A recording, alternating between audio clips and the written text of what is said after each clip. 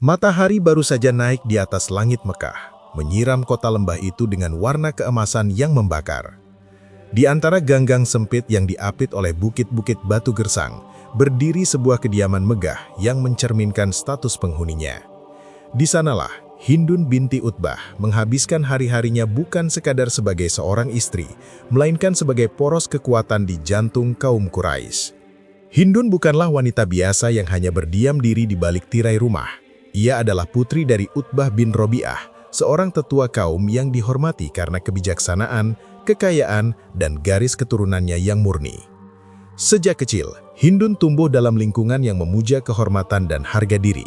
Dari ayahnya, ia mewarisi kecerdasan tajam yang mampu membedah kerumitan politik antar suku di Jazirah Arab. Ia dibesarkan dengan kesadaran penuh bahwa darah yang mengalir di nadinya adalah darah bangsawan yang tidak boleh tunduk pada siapapun. Secara fisik, Hindun digambarkan sebagai wanita yang memiliki kehadiran yang sangat kuat. Ia bukan hanya memiliki kecantikan yang khas wanita padang pasir, tetapi juga memiliki aura wibawa yang membuat orang-orang di sekitarnya merasa sungkan. Namun, aset terbesarnya bukanlah emas atau parasnya, melainkan lisannya. Hindun adalah seorang orator alami. Di zaman di mana syair adalah senjata dan identitas, kata-kata Hindun bisa menjadi penyejuk hati bagi kawan, namun bisa berubah menjadi sembilu yang menyayap bagi lawan. Setiap kalimat yang keluar dari mulutnya disusun dengan presisi, menunjukkan kedalaman berpikir dan ketajaman intuisi. Posisinya semakin kokoh ketika ia menikah dengan Abu Sofyan bin Harb, seorang saudagar kaya sekaligus pemimpin klan Umayyah. Pernikahan ini bukan sekadar penyatuan dua hati, melainkan aliansi politik dan ekonomi yang paling berpengaruh di Mekah. Sebagai istri dari pemimpin Quraisy, Hindun menjadi penasihat di balik layar bagi suaminya.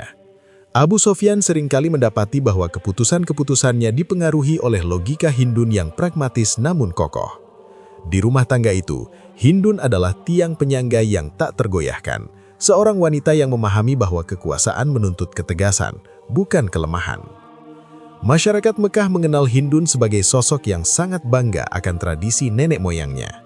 Baginya, Ka'bah dan berhala-berhala yang mengelilinginya adalah simbol kejayaan bangsa Quraisy yang harus dijaga dengan nyawa. Ia sangat menikmati kehidupan aristokratnya, jamuan makan yang mewah, perdagangan kafilah yang membentang dari Syam hingga Yaman, serta pengakuan sosial yang ia terima setiap kali ia berjalan di sekitar Baitullah. Keberaniannya juga sering terlihat saat ia mengkritik kebijakan para pemimpin pria jika ia merasa kebijakan tersebut merugikan martabat kaumnya. Ia tidak takut bersuara di tengah dominasi patriarki yang kental, sebuah bukti bahwa kepribadiannya memang melampaui zamannya. Namun, di balik jubah sutra dan perhiasan peraknya, Hindun adalah wanita yang sangat menjunjung tinggi loyalitas keluarga. Baginya, kehormatan keluarga adalah segalanya. Ia sangat mencintai ayahnya, Utbah, dan saudara laki-lakinya Walid. Hubungan emosional ini sangat kuat, sehingga kebahagiaan Hindun sangat bergantung pada tegaknya wibawa laki-laki di keluarganya. Ia melihat mereka sebagai pilar-pilar pelindung yang tak terkalahkan. Keteguhannya ini menjadikannya sosok yang sangat keras kepala jika menyangkut prinsip. Ia tidak mengenal kompromi jika sudah berkaitan dengan harga diri klan binti Utbah. Pada masa ini, sebelum konflik besar mengubah jalan hidupnya, Hindun adalah simbol dari kekuatan Mekah. Ia mewakili kemapanan, tradisi, dan harga diri kaum musyrik Quraisy yang merasa berada di puncak dunia.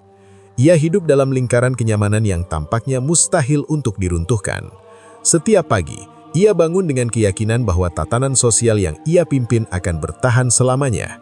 Ia belum membayangkan bahwa suatu saat nanti, tatanan itu akan digoncangkan oleh sebuah risalah baru yang dibawa oleh salah satu kerabatnya sendiri, Muhammad SAW. Langit di atas Mekah biasanya membawa ketenangan bagi Hindun. Namun, pada bulan Ramadan tahun kedua Hijriah, udara terasa lebih berat dari biasanya. Sejak kafilah dagang suaminya, Abu Sufyan, dikabarkan terancam oleh pengikut Muhammad di Madinah, ketegangan menyelimuti setiap sudut kota. Hindun, dengan segala wibawa dan intuisi tajamnya, merasakan firasat yang tak enak. Namun, ia mencoba menenangkan diri dengan melihat barisan kavaleri Quraisy yang berangkat menuju Badar. Baginya, mustahil pasukan yang dipimpin oleh ayahnya, Utbah bin Rabi'ah, bersama pilar-pilar bangsawan lainnya, bisa dikalahkan oleh sekelompok orang yang mereka anggap sebagai pelarian. Hari-hari penantian di Mekah adalah siksaan yang sunyi bagi Hindun. Ia terbiasa memegang kendali, namun kali ini nasib orang-orang yang paling ia cintai berada di tangan takdir di tengah gurun yang jauh. Ketika debu dari kejauhan mulai terlihat, tanda bahwa pasukan telah kembali, Hindun berdiri di barisan depan dengan harapan yang meluap. Namun, pemandangan yang menyambutnya bukanlah sorak-sorai kemenangan, melainkan wajah-wajah kusam yang tertunduk lesu, pakaian yang koyak, dan kuda-kuda yang berjalan gontai tanpa penunggangnya. Kabar buruk itu datang bukan sebagai bisikan, melainkan sebagai hantaman palu yang menghancurkan dunianya. Seseorang membawa berita bahwa di Lembah Badar, sebelum pertempuran besar pecah, telah terjadi duel 1 lawan 1 yang menentukan. Ayahnya, Utbah bin Rabi'ah, telah maju dengan gagah berani. Di sampingnya berdiri pamannya, Syaibah bin Rabi'ah, dan saudara laki-laki yang sangat ia banggakan, Walid bin Utbah. 3 pilar keluarga Hindun, 3 lelaki yang menjadi alasan ia merasa aman di dunia ini, berdiri menantang maut demi membela kehormatan tradisi mereka. Hindun mendengarkan dengan napas tertahan saat saksi mata menceritakan bagaimana maut menjemput mereka. Walid, saudaranya yang muda dan tangkas, tewas di tangan Ali bin Abi Thalib. Ayahnya, Utbah, sang tetua yang bijak, tersungkur setelah berhadapan dengan Hamzah bin Abdul Muthalib. Dan sang paman, Syaibah, juga tak luput dari tebasan pedang pasukan Muslim. Dalam satu fragmen waktu yang singkat di lembah itu, seluruh pondasi hidup Hindun runtuh. Ia kehilangan ayah, saudara, dan paman dalam satu hari yang sama, oleh tangan-tangan yang sama. Rasa sakit yang dirasakan Hindun tidak langsung menjelma menjadi air mata yang mengalir lemah. Sebaliknya, ia membeku. Kepedihan itu begitu dalam sehingga melampaui batas kesedihan biasa. Ia berubah menjadi sesuatu yang lebih gelap dan lebih padat. Kebencian yang murni. Baginya, kematian mereka bukan sekedar kekalahan dalam perang, melainkan penghinaan terhadap martabat klan Rabi'ah. Nama Hamzah bin Abdul Muthalib dan Ali bin Abi Thalib kini terukir di benaknya bukan sebagai musuh politik, melainkan sebagai pencuri napas orang-orang yang ia cintai. Mekah pun berubah menjadi kota perkabungan. Wanita-wanita Quraisy lainnya meratap dan menangis dengan histeris, menyobek pakaian mereka sebagai tanda duka. Namun, Hindun menolak untuk meratap. Ketika ditanya mengapa ia tidak menangis, ia menjawab dengan suara yang dingin dan tajam seperti mata pedang. "Jika aku menangis, itu akan memadamkan api dendamku. Aku tidak akan membiarkan air mata menghapus kebencian yang seharusnya membakar hatiku hingga aku bisa membalas mereka."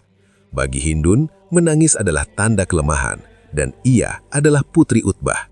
Ia tidak akan memberikan kepuasan kepada musuhnya dengan terlihat hancur. Dendam itu kemudian ia transformasikan menjadi kekuatan penggerak di Mekah. Hindun mulai berkeliling, menggunakan lisannya yang tajam untuk memprovokasi para lelaki Quraisy yang tersisa. Ia mengejek mereka yang pulang dengan selamat, sementara para pemimpin mereka tewas. Ia mempertanyakan kejantanan mereka dan mendesak agar persiapan perang baru segera dilakukan. Ia bukan lagi sekadar istri Abu Sufyan yang mendampingi. Ia menjadi ruh dari perlawanan Quraisy. Ia adalah pengingat hidup bagi setiap prajurit Mekah bahwa ada hutang darah yang harus dibayar di Lembah Badar. Fokus Hindun kini terpusat pada satu nama, Hamzah bin Abdul Muthalib. Hamzah, sang singa Allah, adalah orang yang paling bertanggung jawab atas kematian ayahnya dalam duel tersebut. Di mata Hindun, Hamzah bukan hanya musuh di medan perang, melainkan simbol dari segala sesuatu yang telah merampas kebahagiaannya. Setiap malam, ia membayangkan bagaimana cara paling menyakitkan untuk mengakhiri hidup Hamzah. Keinginannya bukan sekadar membunuh, tetapi menghancurkan keberadaan Hamzah secara total, sebagaimana Hamzah telah menghancurkan dunianya.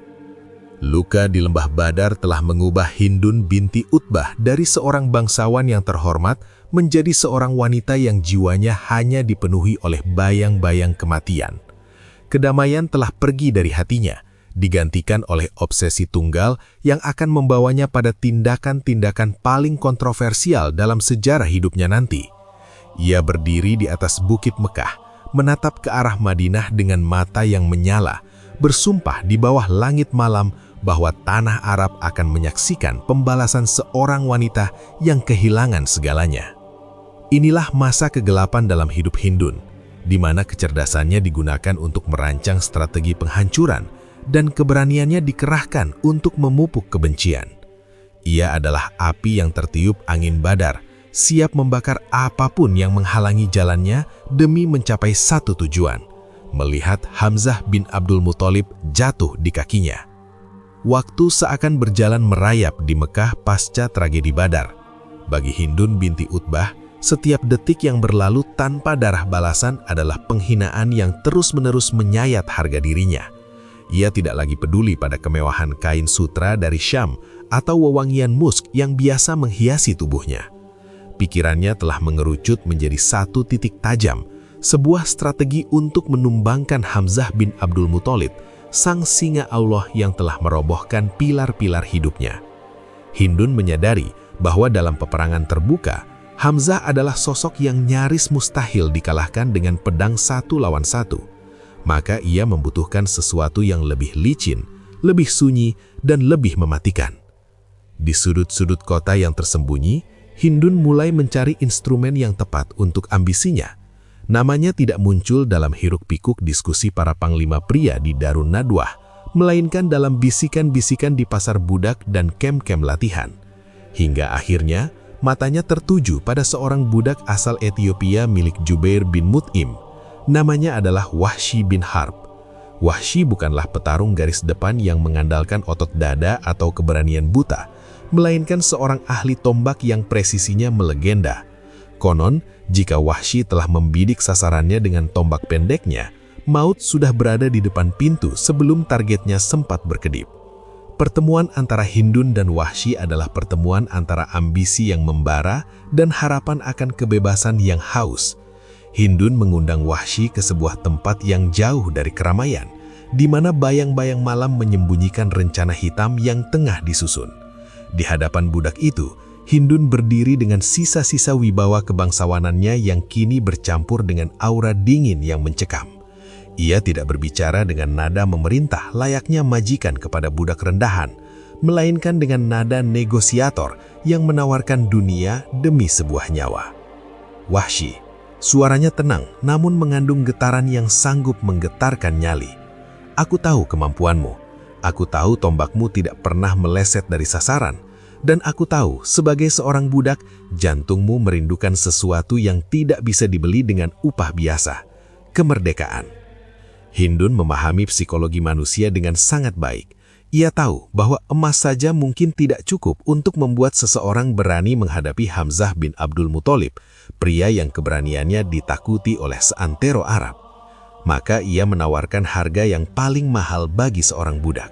Ia berjanji akan menggunakan pengaruhnya yang besar di kalangan elit Quraisy untuk memastikan Wahsy mendapatkan kemerdekaan.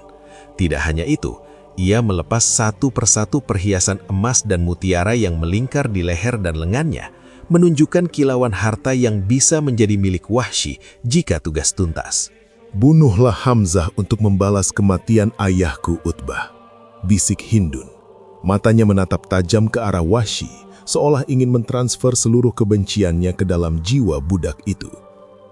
"Aku tidak memintamu memenangkan perang ini untuk Quraisy.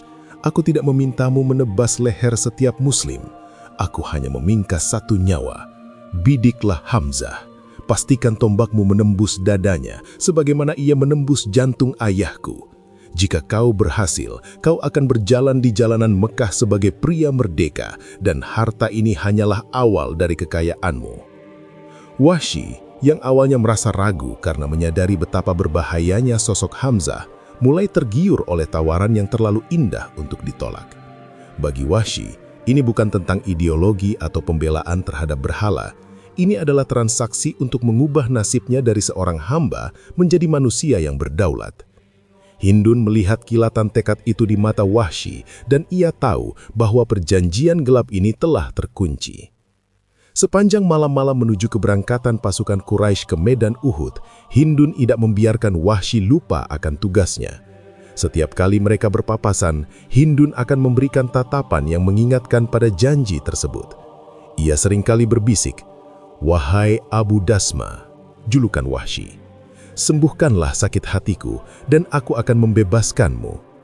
Kalimat ini menjadi mantra yang terus terngiang di telinga Wahsy, membakar semangatnya untuk melakukan aksi pengecut yang paling mematikan dalam sejarah perang itu. Hindun menghabiskan waktunya dengan mengasah kebenciannya sendiri. Ia mulai mengumpulkan wanita-wanita Quraisy lainnya yang kehilangan kerabat di Badar, membentuk sebuah barisan yang tujuannya adalah membakar semangat tempur para pria.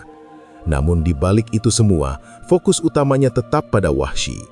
Ia memastikan sang ahli tombak itu mendapatkan fasilitas terbaik, posisi yang strategis dalam barisan, dan perlindungan agar ia bisa fokus sepenuhnya pada Hamzah.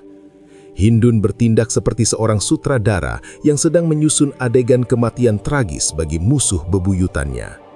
Keangkuhan Hindun dalam bab ini mencapai puncaknya. Ia merasa bahwa dengan kekayaan dan pengaruhnya, ia bisa mengatur maut.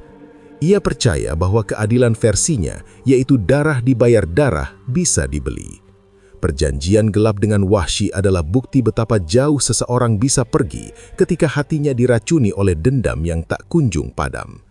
Ia tidak lagi melihat perang sebagai ajang unjuk keberanian, melainkan sebagai mekanisme eksekusi yang dingin. Gurun di sekitar Bukit Uhud mendidih di bawah terik matahari, namun panasnya udara tak sebanding dengan api yang berkobar di dalam dada Hindun binti Utbah. Pasukan besar Quraisy telah berkumpul. Barisan demi barisan pria bersenjata lengkap siap menebus kekalahan memalukan di Badar. Di tengah gemuruh suara pedang yang diadu dan ringkikan kuda, Hindun berdiri di barisan belakang bersama sekelompok wanita Quraisy lainnya. Mereka bukan sekedar penonton, mereka adalah genderang perang yang hidup. Dengan tabuhan rebana yang ritmis dan syair-syair tajam yang memacu adrenalin, Hindun meneriakkan kata-kata yang membakar nyali para prajurit. Jika kalian maju, kami akan memeluk kalian. Tapi jika kalian mundur, kami akan meninggalkan kalian. Seru Hindun dengan suara lantang yang membelah kebisingan. Namun di balik seruannya yang heroik, mata Hindun tidak pernah lepas dari satu titik di medan tempur. Sosok Wahsy bin Harb yang bergerak lincah di antara debu peperangan, membawa tombak tipisnya dengan sangat hati-hati, seperti seekor predator yang sedang mengintai mangsa paling berharga. Perang pecah dengan kedahsyatan yang mengerikan. Di tengah kekacauan itu, sosok Hamzah bin Abdul Muthalib muncul seperti badai. Ia mengamuk di jantung barisan Quraisy, menebas siapapun yang berani mendekat dengan kekuatan yang tampak hampir mustahil bagi manusia biasa. Dari jauhan, Hindun melihat Hamzah, orang yang membunuh ayahnya, sedang menumbangkan panji-panji Quraisy satu persatu. Setiap tebasan pedang Hamzah adalah pengingat akan lukanya yang belum mengering. Hindun merasakan sesak di dadanya, sebuah campuran antara ketakutan akan kehebatan Hamzah dan hasrat gila untuk melihatnya hancur.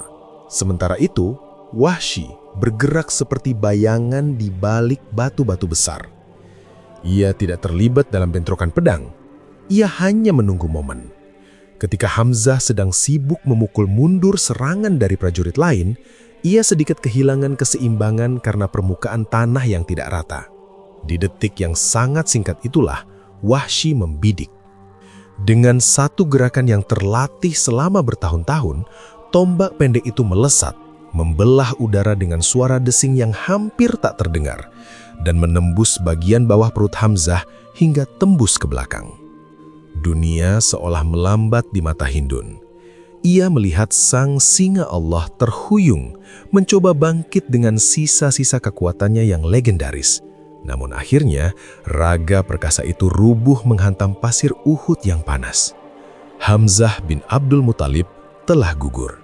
Saat itu, sebuah gelombang kepuasan yang liar menyapu seluruh saraf Hindun. Inilah momen yang ia beli dengan emas, perhiasan, dan kemerdekaan seorang budak. Inilah momen yang ia mimpikan setiap malam di tempat tidurnya yang sepi. Begitu keadaan medan perang mulai berpihak pada Quraisy menyusul kekacauan di barisan Muslim, Hindun tidak lagi bisa menahan diri. Ia berlari menuju pusat medan laga, mengabaikan debu yang menutupi wajahnya dan darah yang menciprat ke jubahnya. Langkah kakinya membawanya tepat ke hadapan jasad Hamzah yang terbujur kaku. Disinilah sisi tergelap dari dendam manusia yang belum tersentuh hidayah terpampang dengan sangat mengerikan. Keinginannya untuk membalas dendam telah melampaui batas kewajaran manusiawi. Hindun tidak merasa cukup hanya dengan kematian Hamzah. Dalam puncak kemarahan yang histeris dan euforia kemenangan yang gelap, ia melakukan tindakan yang tercatat sebagai salah satu momen paling kelam dalam sejarah perang tersebut. Ia mengeluarkan belati tajamnya, merusak jasad sang pahlawan Islam, dan dalam tindakan simbolis yang menunjukkan betapa dalamnya kebenciannya, ia mencoba memuaskan dahaga dendamnya dengan cara yang sangat ekstrim. Tindakan Hindun di medan Uhud adalah manifestasi dari jiwa yang benar-benar tersesat dalam kegelapan. Ia merasa bahwa dengan merusak raga lawannya, ia bisa menghapus rasa sakit karena kehilangan ayahnya di Badar. Ia tertawa di tengah mayat-mayat, bersyair dengan nada kemenangan yang mengerikan, merayakan kematian pria yang ia anggap sebagai sumber segala malapetaka hidupnya. Pada saat itu, Hindun benar-benar menjelma menjadi sosok singa betina yang haus darah, yang tidak lagi mengenal rasa iba atau batasan moral. Namun, jika seseorang memperhatikan lebih dalam, ada sebuah ironi yang tersirat. Meskipun ia telah melakukan pembalasan yang paling brutal, kedamaian yang ia cari sebenarnya tidak benar-benar datang. Ada kekosongan yang tetap tinggal. Ia berdiri di atas bukit Uhud, memandangi lembah di bawahnya dengan tangan yang berlumuran darah, merasa bahwa ia telah menang. Ia belum menyadari bahwa kebencian semacam ini hanyalah racun yang memakan dirinya dari dalam. Tindakannya hari itu akan menjadi beban sejarah yang sangat berat, sebuah noda yang tampaknya mustahil untuk dihapuskan. Di akhir hari yang berdarah itu, saat matahari mulai terbenam di balik bukit Uhud, Hindun kembali ke perkemahan dengan perasaan bahwa hutangnya telah lunas. Ia tidak tahu bahwa jauh di Madinah, Rasulullah SAW akan menangis melihat jasad paman tercintanya diperlakukan demikian. Dan yang lebih tidak ia sangka adalah, suatu hari nanti, tangan yang sama yang merusak jasad Hamzah ini akan ditengadahkan ke langit untuk memohon ampunan kepada Tuhan yang disembah oleh Hamzah. Tapi untuk saat ini, Hindun tetaplah Hindun. Seorang wanita yang merasa telah berhasil membungkam kebenaran dengan kekerasan, tanpa menyadari bahwa hidayah sedang menunggu di tikungan tahun-tahun yang akan datang. Setelah debu di Bukit Uhud mereda dan pasukan Quraisy kembali ke Mekah dengan membawa narasi kemenangan, Hindun binti Utbah seharusnya merasa sebagai wanita paling bahagia di Jazirah Arab. Hutang darah yang menghantuinya sejak Badar telah dibayar tunai dengan nyawa Hamzah bin Abdul Muthalib. Secara lahiriah, ia kembali ke posisinya sebagai bangsawan tinggi yang dihormati, mengenakan kembali perhiasan emasnya dan menduduki kursi kehormatan di samping Abu Sufyan. Namun, di balik dinding-dinding rumahnya yang mewah, sebuah kekosongan yang dingin mulai merayap masuk ke dalam jiwanya.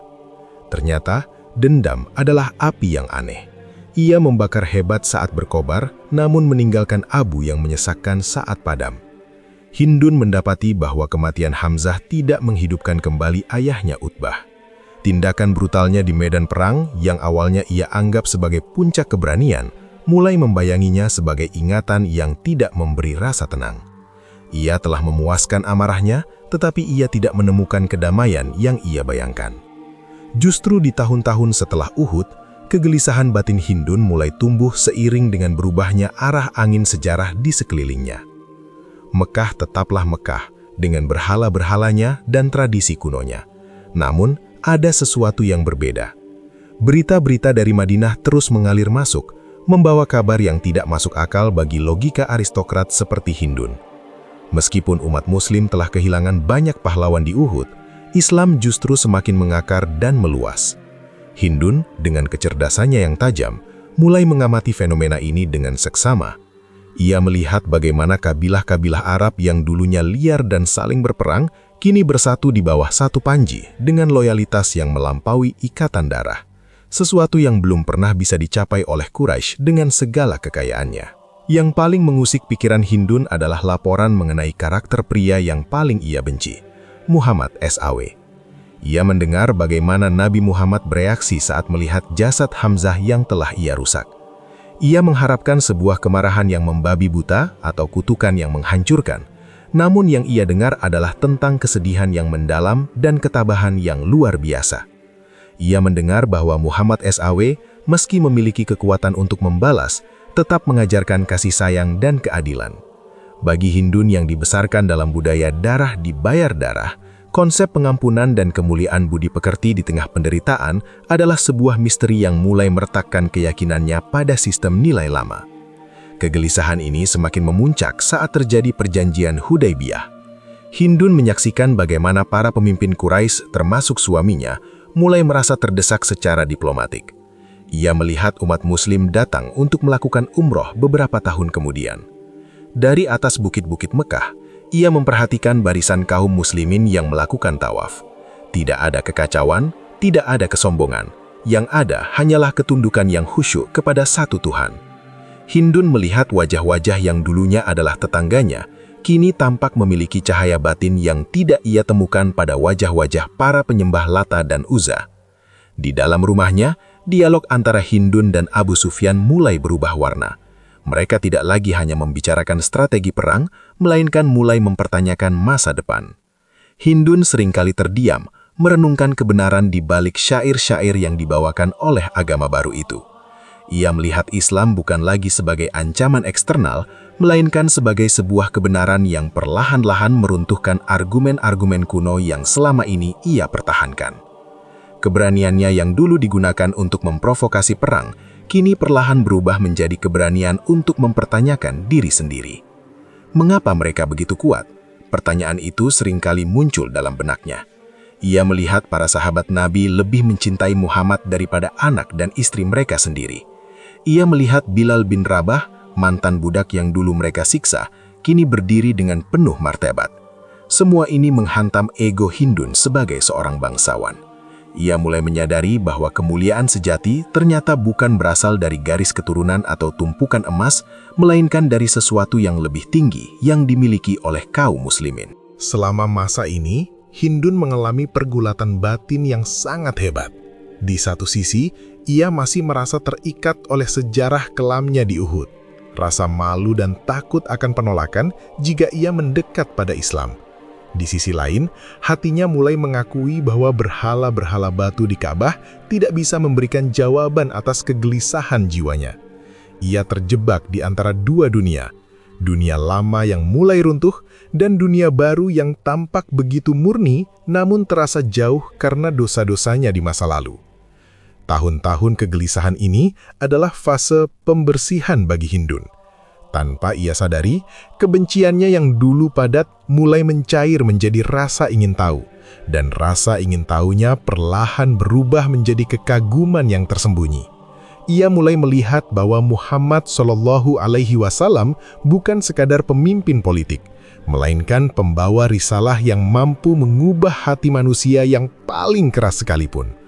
Sisi gelap dendamnya mulai tersisih oleh secercah cahaya logika yang mengatakan bahwa kebenaran tidak mungkin bisa dikalahkan selamanya oleh pedang. Suasana di Mekah pada tahun ke-8 Hijriah tidak lagi seperti biasanya. Kota itu kini tidak hanya diselimuti oleh debu gurun, tetapi juga oleh selimut kecemasan yang mencekam. Kabar mengenai bergeraknya 10.000 pasukan muslim di bawah pimpinan Nabi Muhammad SAW telah sampai ke telinga para pembesar Quraisy. Bagi Hindun binti Utbah, kabar ini adalah denting lonceng kematian bagi tatanan dunia yang selama ini ia kenal. Ia berdiri di puncak rumahnya, memandang ke arah cakrawala, di mana cahaya api unggun pasukan muslim di kejauhan tampak seperti ribuan mata yang menatap tajam ke arah kota suci yang kini terasa rapuh. Ketegangan mencapai puncaknya ketika suaminya, Abu Sufyan, memutuskan untuk keluar kota secara rahasia guna mencari informasi atau mungkin mencari jalan keluar bagi kaumnya. Bagi Hindun, kepergian suaminya adalah momen penantian yang penuh dengan pergulatan batin. Di satu sisi, ia adalah wanita dengan ego setinggi gunung yang masih mengingat setiap tetes darah di Uhud. Namun di sisi lain, kecerdasannya tidak bisa membohongi kenyataan bahwa perlawanan fisik terhadap Islam kini adalah sebuah tindakan bunuh diri yang sia-sia. Pagi itu, Mekah terbangun dalam keheningan yang tidak wajar. Abu Sufyan kembali, namun bukan sebagai panglima perang yang membawa kabar strategi pertahanan, melainkan sebagai seorang pria yang telah berubah total. Hindun melihat suaminya memasuki pintu rumah dengan raut wajah yang tidak pernah ia lihat sebelumnya. Sebuah campuran antara ketakutan yang mendalam dan ketundukan yang baru saja lahir. "Celakalah kalian, wahai kaum Quraisy," seru Abu Sufyan di tengah kerumunan orang, dan suaranya terdengar hingga ke telinga Hindun. "Muhammad telah datang kepada kalian dengan pasukan yang tidak mungkin kalian lawan. Siapapun yang masuk ke rumah Abu Sufyan, ia aman. Siapapun yang mengunci pintunya, ia aman. Dan siapapun yang masuk ke Masjidil Haram, ia aman." Mendengar ucapan suaminya, Hindun merasakan darahnya mendidih. Kesombongan lamanya yang telah mengakar selama puluhan tahun memberontak hebat. Ia berlari menemui suaminya di tengah kerumunan, menjambret pakaian Abu Sufyan dengan penuh amarah dan berteriak kepada orang-orang di sekitarnya untuk tidak mendengarkan suaminya. Bagi Hindun saat itu, menyerah tanpa syarat adalah sebuah kehinaan yang lebih buruk daripada kematian. Ia masih terjebak dalam memori sebagai putri Utbah yang tidak mengenal kata tunduk. Namun Abu Sufyan menatapnya dengan pandangan yang memelas sekaligus tegas, menyadari bahwa istrinya sedang berteriak melawan arus sejarah yang tak terbendung. "Lepaskanlah aku, Hindun," ujar Abu Sufyan pelan namun menusuk. "Sesungguhnya, aku telah melihat apa yang kalian tidak lihat. Kebenaran telah datang, dan tidak ada gunanya lagi kita menentang." Pernyataan Abu Sufyan bahwa ia telah memeluk Islam adalah hantaman terakhir bagi dinding pertahanan psikologis Hindun. Pria yang selama ini menjadi rekan strateginya, pendamping hidupnya, dan pemimpin kaumnya, kini telah berlutut di hadapan pria yang paling ia benci. Hindun berdiri di persimpangan jalan yang sangat menyakitkan. Jika ia tetap pada kesombongannya, ia akan hancur bersama berhala-berhala Mekah yang sebentar lagi akan digulingkan. Jika ia mengikuti jejak suaminya, ia harus berhadapan dengan masa lalunya yang kelam di Uhud. Sebuah masa lalu yang ia yakin tidak akan pernah dimaafkan oleh siapapun. Saat pasukan Muslim mulai memasuki Mekah melalui berbagai celah bukit, Hindun menyaksikan sebuah pemandangan yang menggetarkan sanubarinya.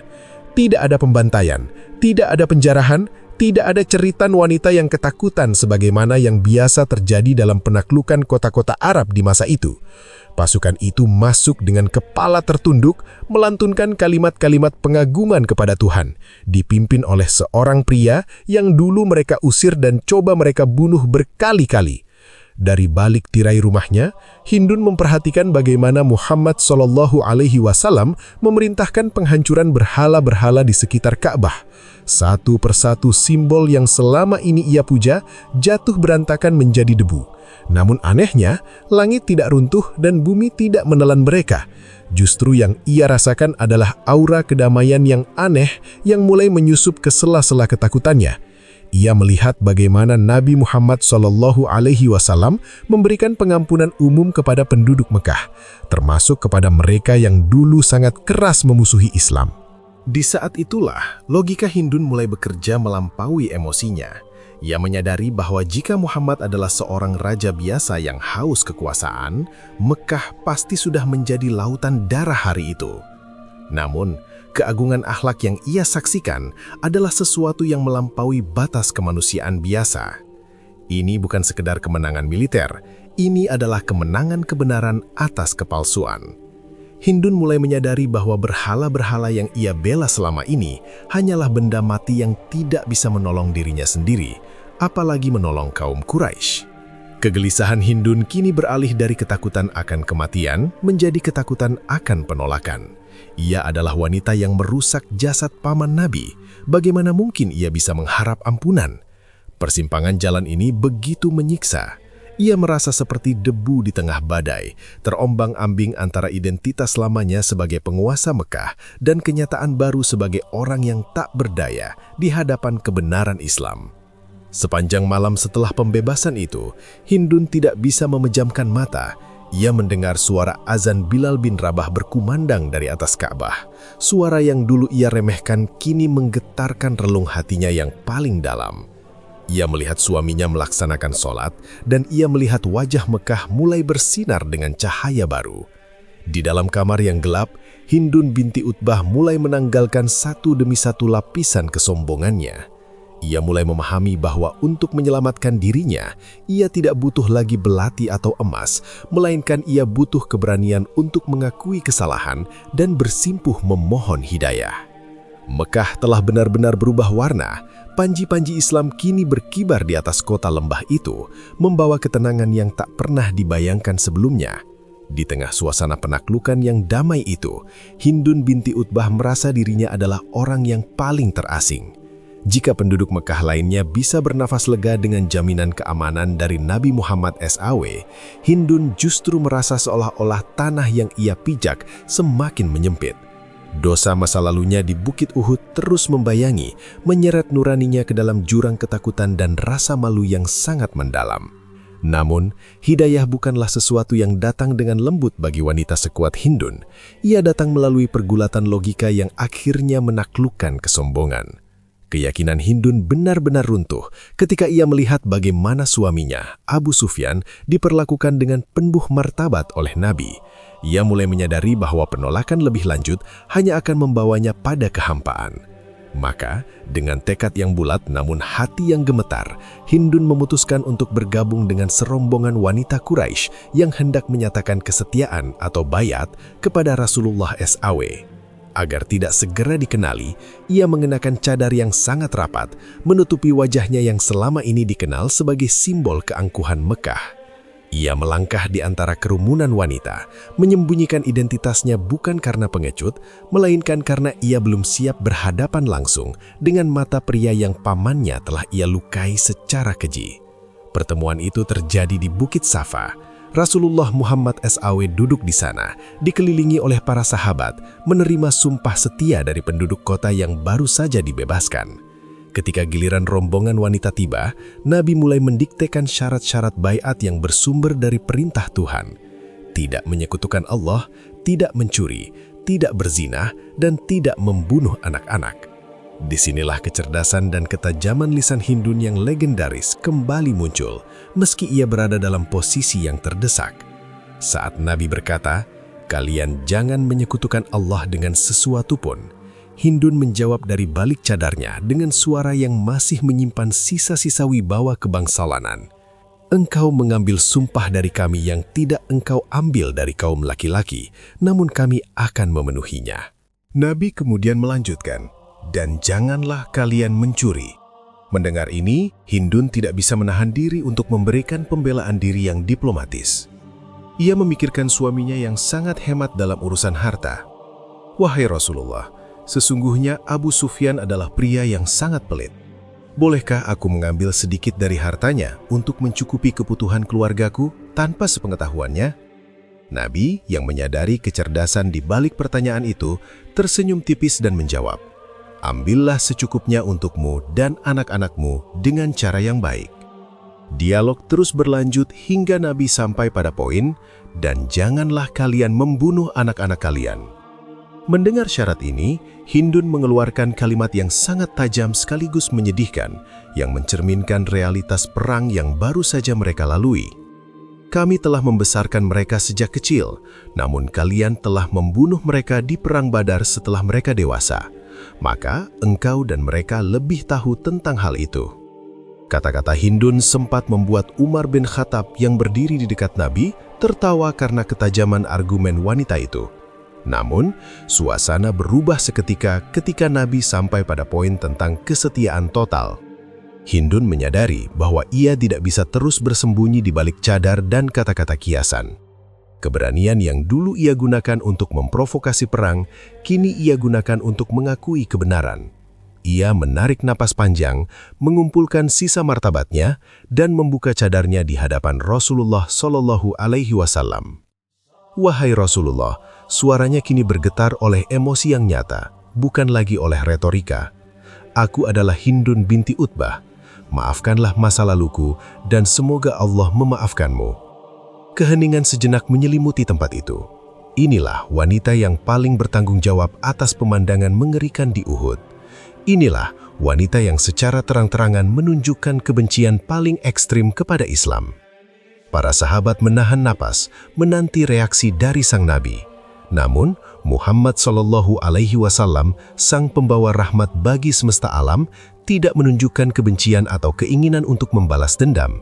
Beliau memandang Hindun bukan sebagai musuh lama yang tertangkap, melainkan sebagai seorang manusia yang baru saja menemukan jalan pulang. "Engkaukah Hindun binti Utbah?" tanya Nabi dengan nada yang tenang. "Benar wahai Rasulullah, maka ampunilah aku, semoga Allah memaafkanmu," jawab Hindun dengan ketulusan yang murni. Nabi Muhammad SAW kemudian berkata, "Demi Allah, wahai Hindun, dahulu tidak ada penghuni tenda di muka bumi ini yang lebih aku inginkan agar mereka tertimpa kehinaan selain penghuni tendamu.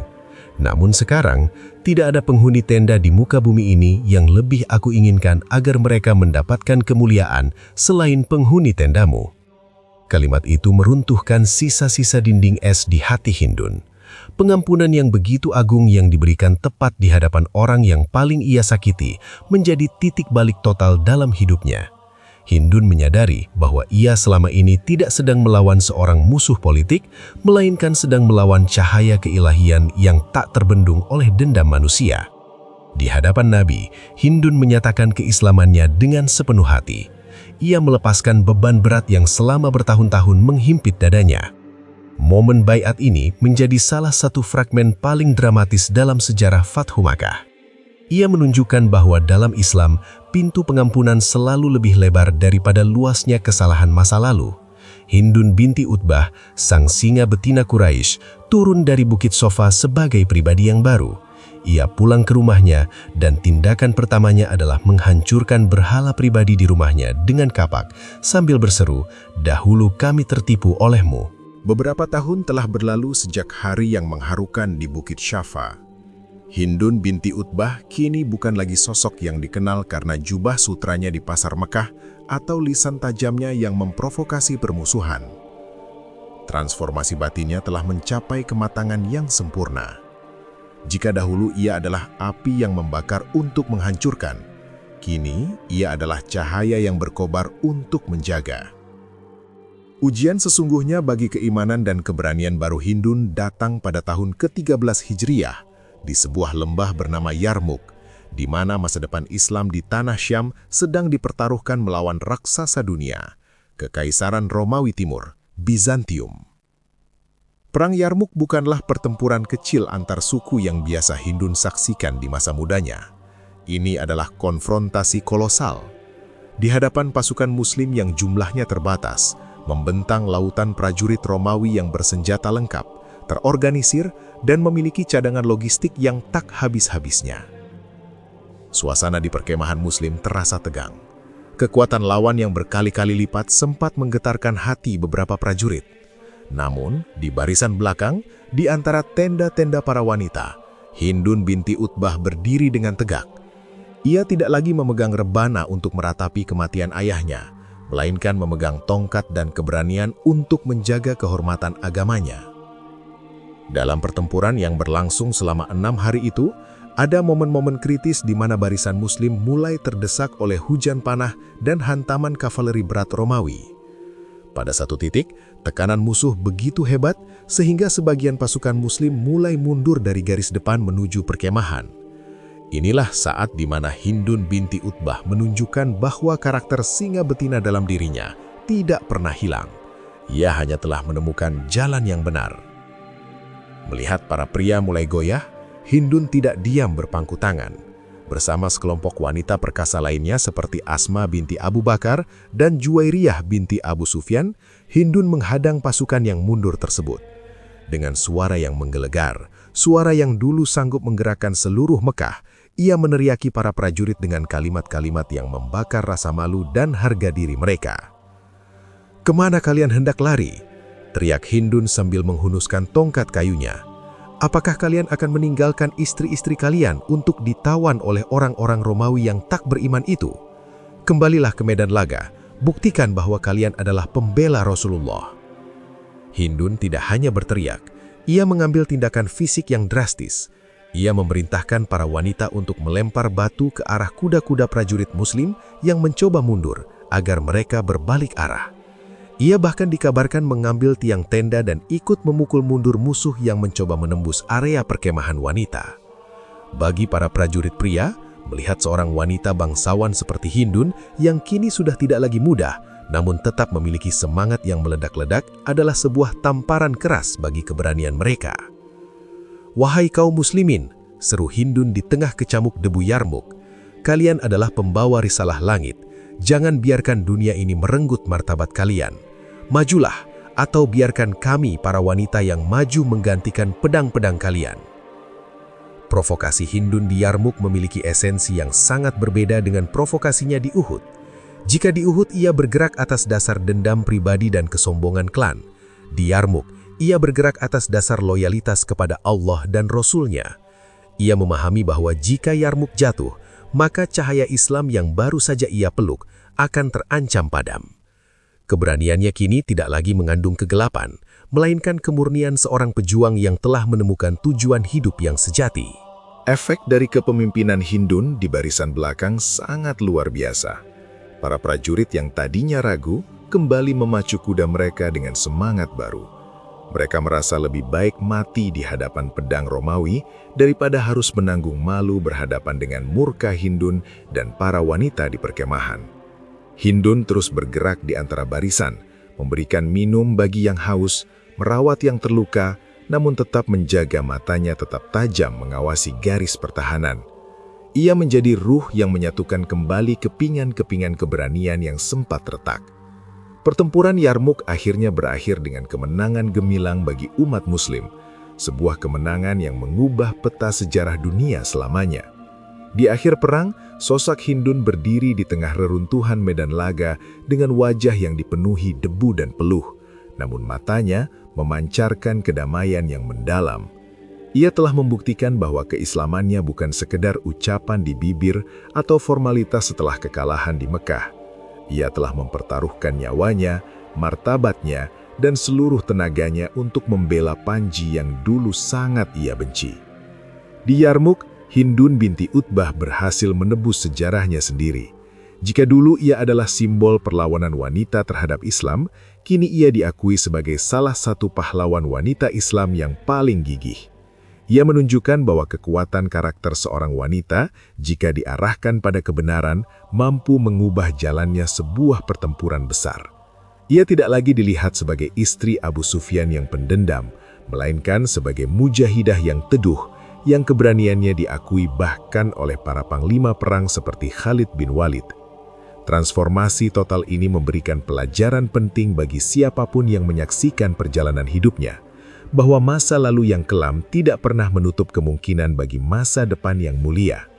Hindun telah menanggalkan identitasnya sebagai musuh umat Muslim dan menggantikannya dengan identitas sebagai penjaga umat Muslim. Perang Yarmuk menjadi saksi bisu bagaimana singa betina Quraisy telah benar-benar menjinakkan egonya di bawah naungan kalimat tauhid, menjadikannya salah satu wanita paling berpengaruh yang pernah berdiri di garis belakang, namun menentukan kemenangan di garis depan. Setelah badai peperangan di Yarmuk mereda dan kekuasaan Islam semakin kokoh membentang melampaui batas-batas Jazirah Arab, Hindun binti Utbah memasuki fase senja dalam hidupnya dengan ketenangan yang luar biasa. Masa-masa ketika ia dikenal sebagai wanita yang paling keras kepala di Mekah telah menjadi sejarah yang jauh, tertutup oleh tahun-tahun pengabdiannya yang tulus kepada Allah dan Rasul-Nya. Hindun menghabiskan sisa hidupnya di bawah naungan kekhalifahan yang adil, mulai dari masa Abu Bakar As-Siddiq hingga masa keemasan Umar bin Khattab. Namun, meski status sosialnya tetap tinggi sebagai istri salah satu tokoh penting Quraisy, fokus hidup Hindun telah bergeser sepenuhnya dari panggung politik dunia menuju persiapan pertemuan dengan Sang Pencipta.